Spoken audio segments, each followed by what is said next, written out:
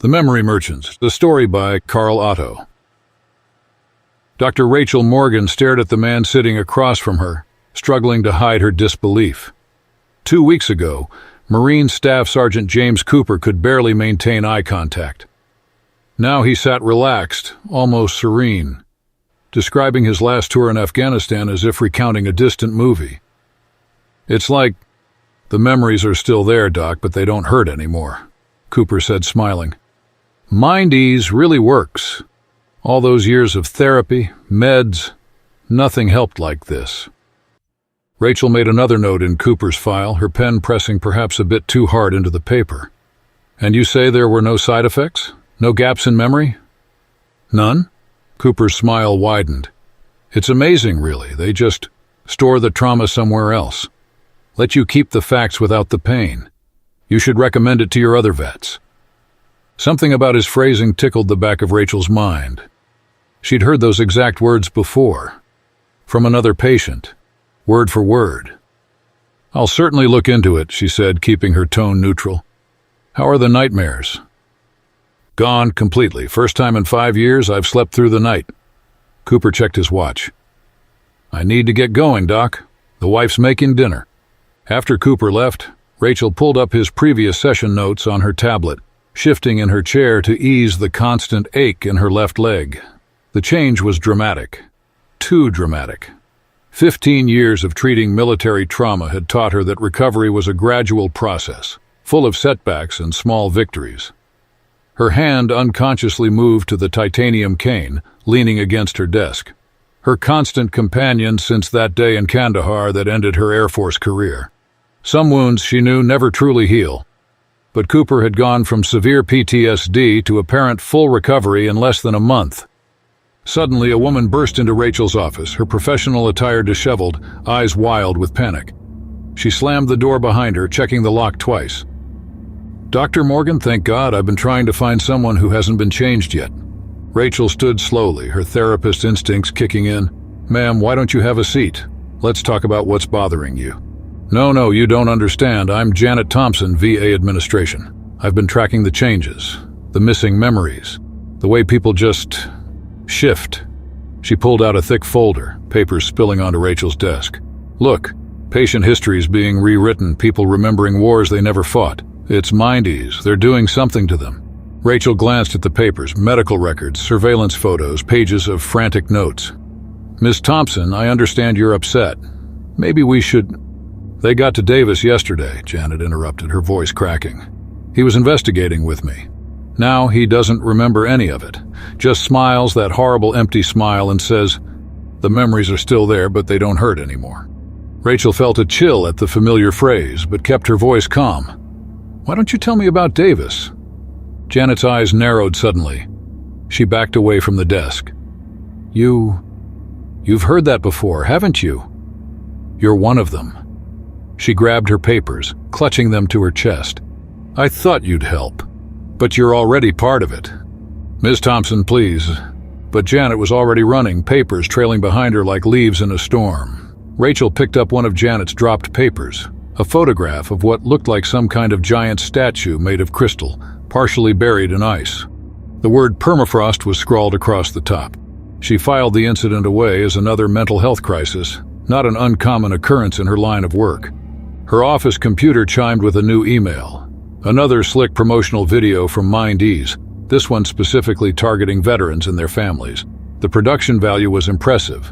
Soft lighting, soothing music, testimonials from squared-away military types in crisp uniforms. Their new slogan flashed across the screen. "Your memories made manageable. Exclusive veteran services available." Rachel's finger hovered over the delete button, but something made her hesitate. She started the video again, this time paying closer attention to the testimonials. "It's like, the memories are still there, but they don't hurt anymore." The exact same words, from 3 different veterans. Rachel sat back, a chill running down her spine despite the warm Virginia afternoon. She opened a new browser window and began researching Mind Ease. The company had seemed to appear overnight, but their reach was already extensive. Government contracts, VA hospital partnerships, and special military programs. Their website was full of vague technical jargon about memory partitioning and trauma segregation, but nothing about how the process actually worked. Her phone buzzed. A text from Maria Torres, wife of Marine Sergeant Mike Torres, one of her longest-running patients. "Dr. Morgan, something's wrong with Mike. He's speaking Vietnamese in his sleep. He never served there. Can we come in?" Rachel stared at the message, her unease growing. She quickly typed a response. "Come first thing tomorrow. I have a 9 o'clock open." That night, Rachel dreamed of prismatic patterns and strange shapes. She woke to find she'd scrawled something in her bedside notebook. The handwriting was hers, but she had no memory of writing it. The memories must feed the prismatic's hunger. The next morning, the Torres arrived early. Mike looked better than Rachel had ever seen him. Clear-eyed, relaxed, almost euphoric. Maria, however, was clearly terrified. "Tell her, Mike," Maria urged. "Tell her what happened last night."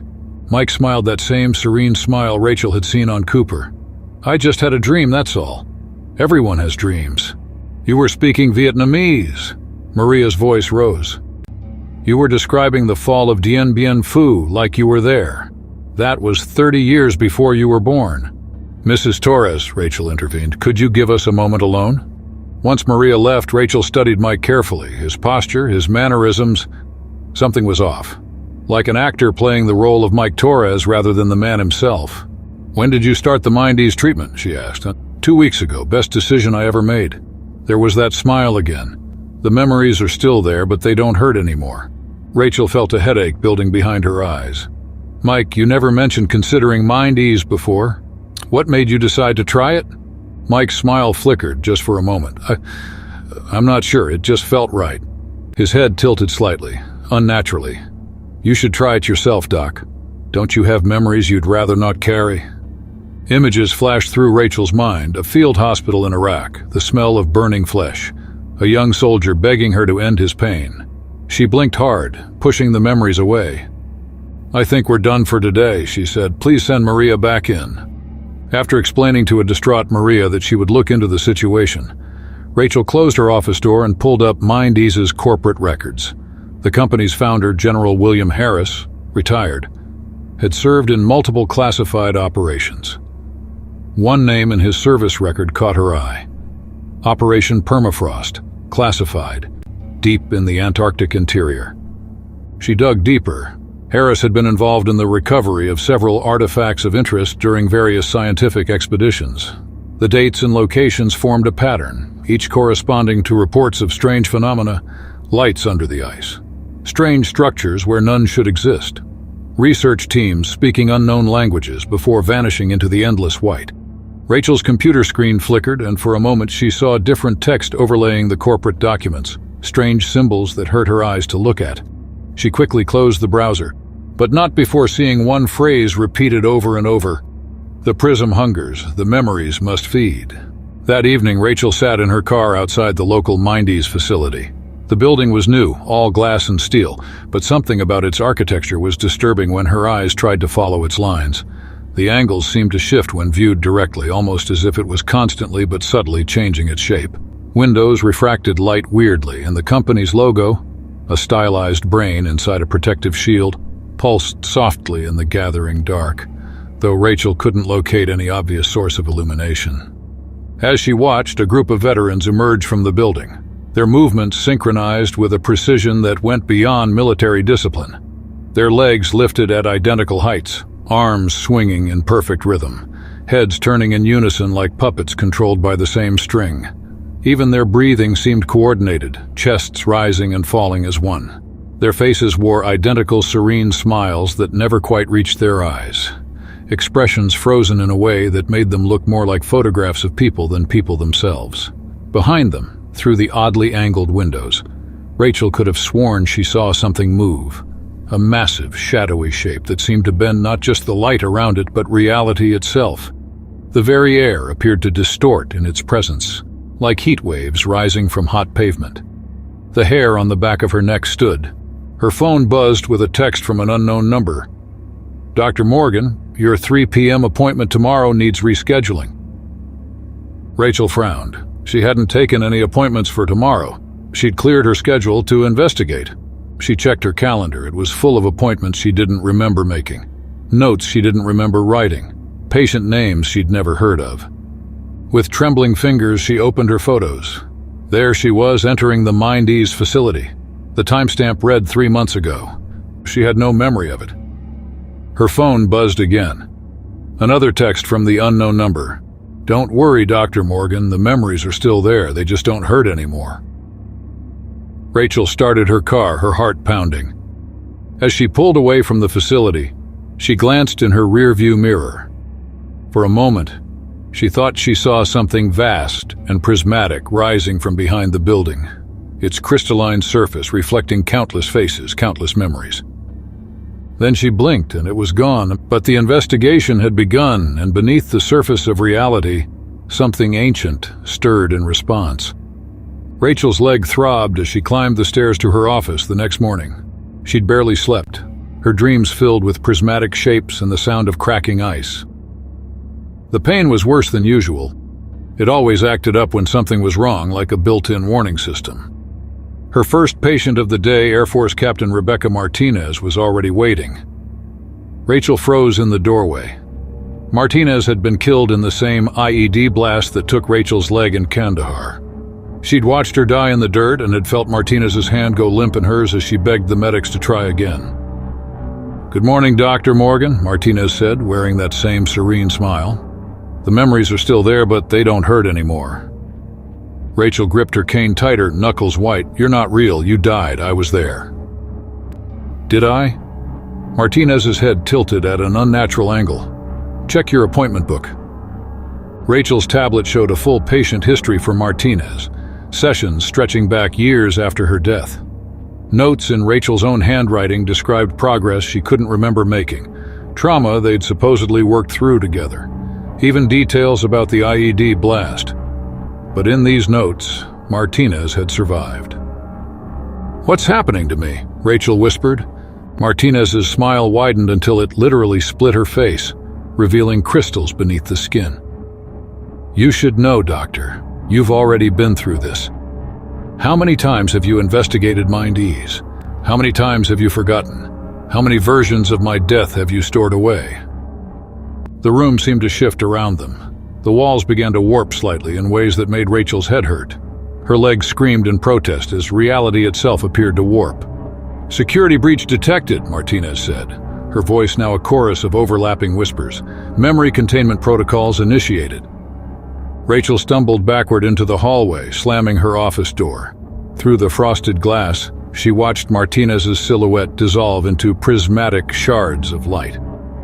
Rachel's hands shook as she fumbled for her phone, scrolling through her contacts. She needed someone who could verify her memories, someone who had been there in Kandahar. Her finger hovered over Sergeant David Chen's name. He'd been the medic that day, had worked trying to save Martinez. The phone rang 3 times before he answered.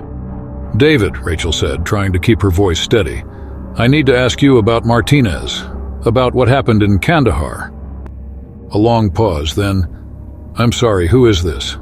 "It's Rachel Morgan. We served together. The IED blast, remember?" "Dr. Morgan." Chen's voice had that same serene quality she'd heard from her patients. "I think you must be confused. Captain Martinez is one of our success stories.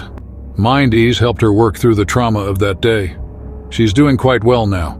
In fact, I just saw her last week at the VA." Rachel felt the floor tilt beneath her. "David, she died. We both watched her die. You called time of death at 15:43. You held my hand when they took my leg." That's not how I remember it." Chen's voice became distant, distorted. "The memories are still there, but they don't hurt anymore. You should try it yourself, Rachel. Mind-Ease has helped so many of us. No more nightmares, no more survivor's guilt, no more." Rachel ended the call, her breath coming in short gasps. She opened her laptop, pulling up military records. Her hands flew across the keyboard, accessing databases she hadn't used since leaving the service. Everything was wrong. Service records, medical files, after-action reports, all changed. According to official documents, Martinez had survived. Chen had never been in Kandahar, and Rachel's injury was from a training accident stateside. A new email notification popped up. The sender field was empty, but the subject line read, Memory Containment Protocol 17A initiated. The attached file contained a single image, a photograph from Kandahar. Rachel recognized the field hospital, the chaos of that day. But the details were all wrong. In this version, she was on the operating table. Martinez stood over her, hands covered in blood, and in the background, barely visible in the corner, something crystalline and vast, casting shadows that seemed to move in a counterintuitive way. Rachel stared at the photo until her eyes burned, trying to reconcile what she knew with what she was seeing. A sharp pain lanced through her leg, not the usual ache, but something deeper, as if the very memory of her injury was being rewritten. She needed proof, something physical that couldn't be altered.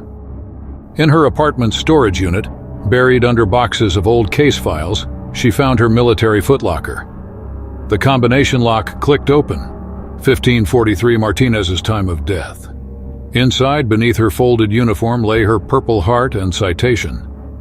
The metal felt wrong in her hands, too heavy, its edges shifting when she wasn't looking directly at it. The citation's text seemed to crawl across the page, rearranging itself as she read. Her fingers traced the raised lettering, feeling it change beneath her touch. Her phone buzzed, a text from Maria Torres. "Doctor. Morgan, Mike's getting worse. He's not just speaking Vietnamese now. He knows things, secret things, about operations that never happened, about places that don't exist. He says the Prism is calling him. Please help." Before Rachel could respond, another message appeared, this one from the unknown number. "Dr. Morgan, your 2 p.m. appointment at Mind Ease has been confirmed. Standard memory containment procedure. You've been through this before. It will be easier if you don't resist." Rachel's hand moved to her cane, but as she gripped it, something felt off. The metal was warm, almost pulsing. She looked closer and saw tiny symbols etched into the surface, similar to those she'd seen in her dreams. They hadn't been there before, or had they?